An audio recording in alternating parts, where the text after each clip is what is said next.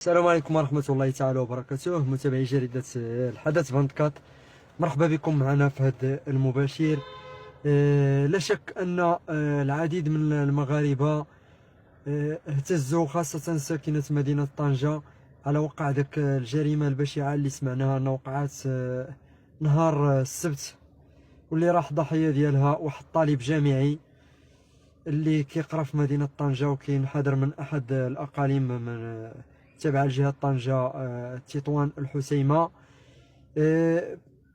اليوم توصلنا ببلاغ ديال المديرية العامة للأمن الوطني اللي تمكنات من فك لغز هاد الجريمة البشعة اللي راح ضحيتها هاد الطالب الجامعي اللي مشى في ريعان الشباب ديالو اللي عثر عليه في الشقة اللي كيكتريها في مدينة طنجة.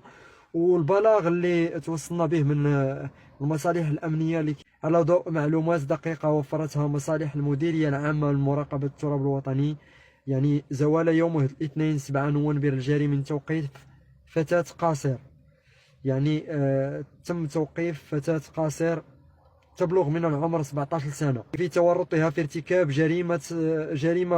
جريمة الضرب والجرح باستعمال السلاح الأبيض المفضي إلى الموت، والتي ذهب ضحيتها طالب يبلغ من العمر 20 سنة. يعني الفتاة قاصر كتبلغ من العمر 17 سنة في ارتكابها هذه الجريمة اللي راح ضحيتها شاب، يعني طالب في العمر ديالو 20 سنة. وأضاف يعني هذه الجريمة هذه اللي اهتزت لها مدينة طنجة نهار السبت 5 نوفمبر. وكانت مصالح الشرطة القضائية بمدينة طنجة، يضيف ذات البلاغ، مدعومة بتقنيي مسرح الجريمة، قد باشرت يوم السبت 5 نوفمبر الجاري إجراءات معاينة جثة الهالك التي عثر عليها بمنزل يقطنه بمفرده بمدينة طنجة.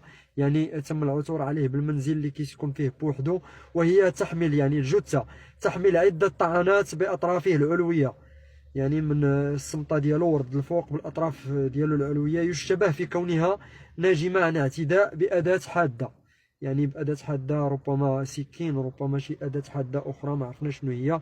يعني المصالح الأمنية هي اللي كتعكف على البحث في هذه القضية.